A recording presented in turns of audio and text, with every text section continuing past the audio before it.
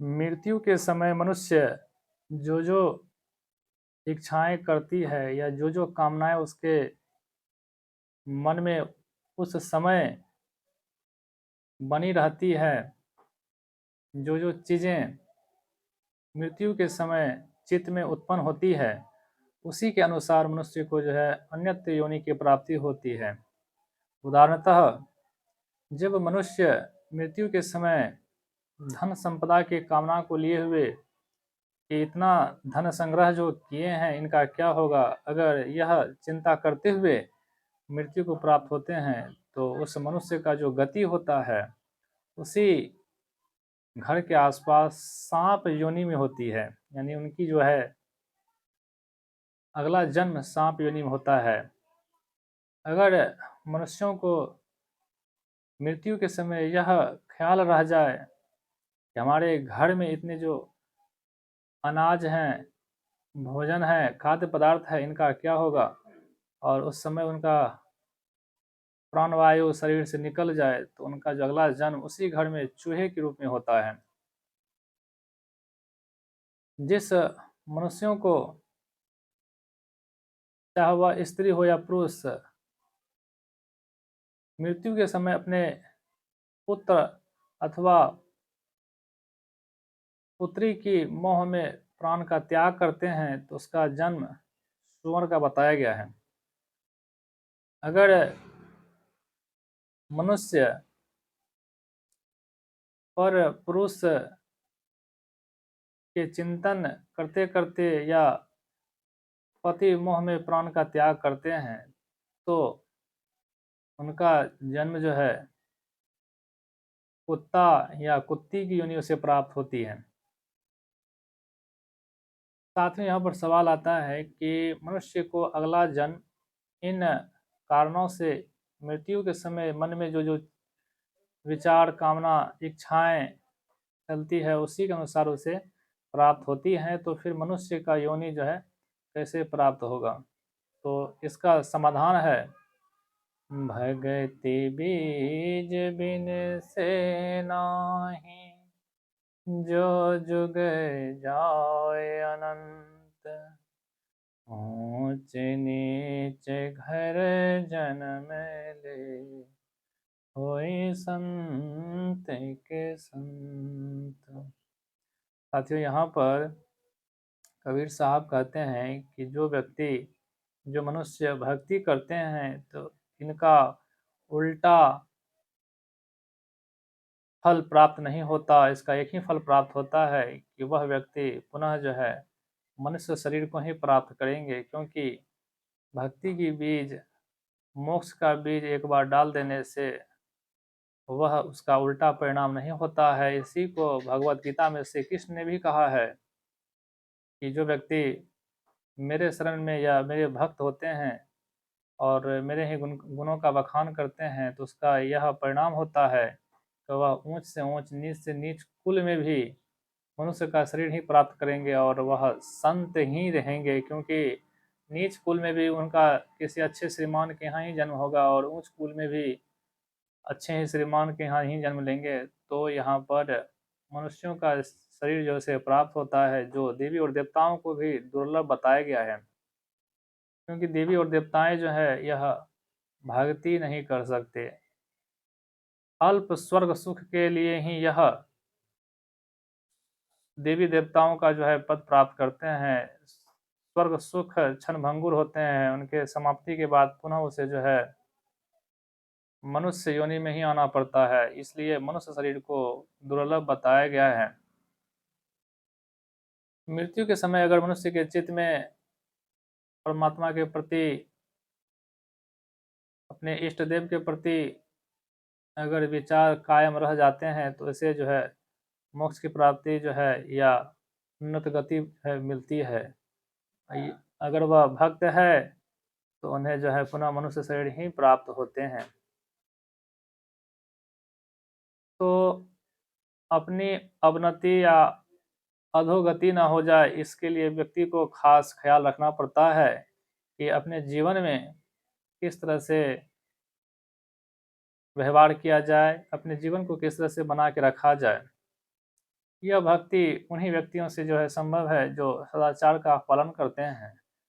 सदाचार में 5 बातें निहित है: झूठ, चोरी, नशा, हिंसा और व्यभिचार। जो व्यक्ति ये पांचों चीजें नहीं करते, इनसे वंचित रहते हैं, तो इसे सदाचार का जो है कहा जाता है। और यहीं से भक्ति का बीज जो है जन्म ले सकते हैं, अन्यथा भक्ति करना संभव नहीं है। जो व्यक्ति इन पांचों में से किसी भी एक चीज को पकड़ के रखे हुए हैं, वो भक्ति नहीं कर सकते, वह केवल ढोंग कर सकते हैं, पाखंड कर सकते हैं, क्योंकि इन पांचों पाप में जो है झूठ को राजा कहा गया है।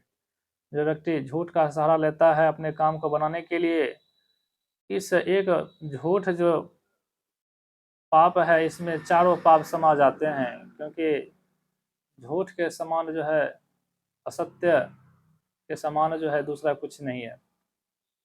तो सदाचार का पालन करके ही आप भक्ति के रास्ते पर चल सकते हैं, अन्यथा इसकी कल्पना करना मूर्खता की बातें होगी। यहाँ पर जीवन में सुखी रहने के लिए अपने जितनी भी ज्ञान इंद्रियां हैं, कर्म इंद्रियां हैं, इनको वश में करना होता है, समतुल्य करना होता है।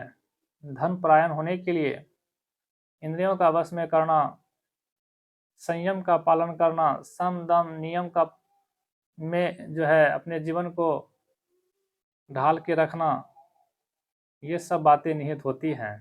व्यक्ति तभी जो धर्म परायण हो सकते हैं, अन्यथा दुर्लभ है। परहित सरस धर्म नहीं भाई, पर पीरा सम नहीं अधमाई। दूसरों की सेवा के समान, दूसरों को सेवा करने के समान दूसरा धर्म नहीं है, और दूसरों को पीड़ा देने के समान दूसरा अधर्म नहीं है। इस चौपाई में यही निहित है।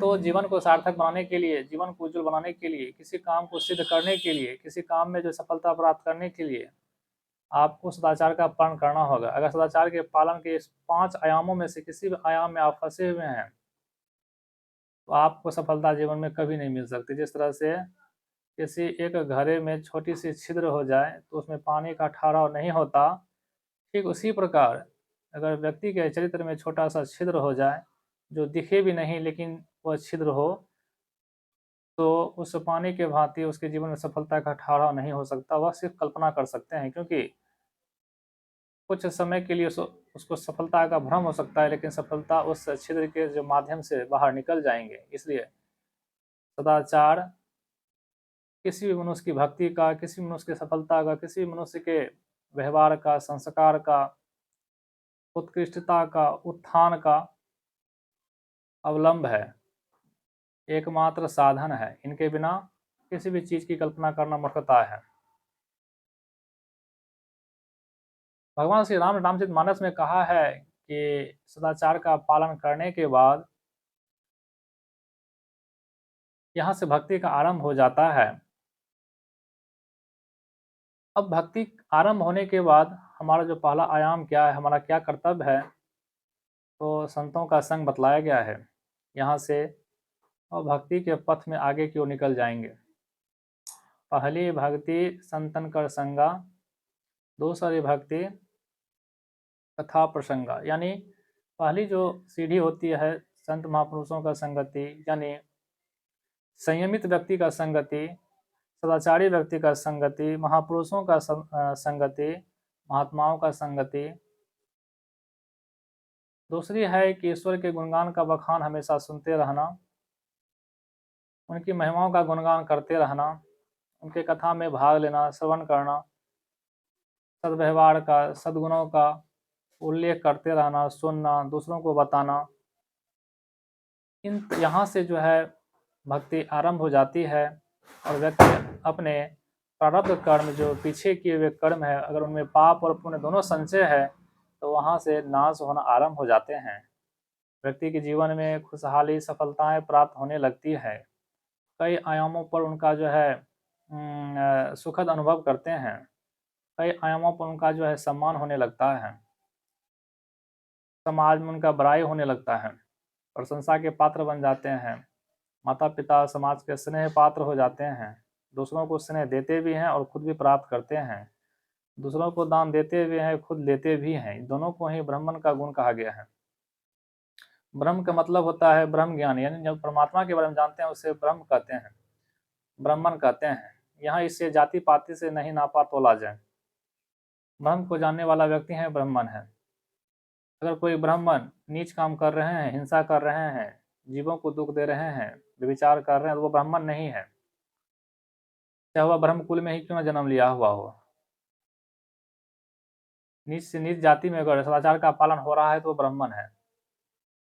इन तमाम आयामों को अपनाकर, इन तमाम चीज़ों को करके जीवन को अपना जो है उन्नति की ओर अग्रसर कर सकते हैं। अर्थात जीवन में सफलता प्राप्त करने के लिए या किसी भी क्षेत्र में सफल होने के लिए अगर सदाचार का अवलंब नहीं है, सहारा नहीं है, पंच पापों से घिरे हुए जीवन है, तो उसे सफलता जीवन में कभी नहीं मिलेंगे। वह दरिद्र का दरिद्र ही रह जाएंगे, समाज में उसका बड़प्पन नहीं होगा, विद्या अध्ययन उससे नहीं होगा, किसी परीक्षा को पास नहीं कर सकते हैं, चाहे वह युवक युवती किसी भी कितना भी मेहनत क्यों ना करता हो, उसे वह परीक्षा को पास कर ही नहीं सकता अगर वह सदाचारी नहीं है। तो सदाचारी व्यक्ति अगर कम भी पढ़ते हैं तो उसके जो ढाल होते हैं, संस्कार रूपी ढाल, उसे आगे निकाल देते हैं। इससे उसे जीवन में आगे बढ़ने में दिक्कत नहीं होती है। इसलिए व्यक्ति को हमेशा जो है सदाचार का पालन करना चाहिए।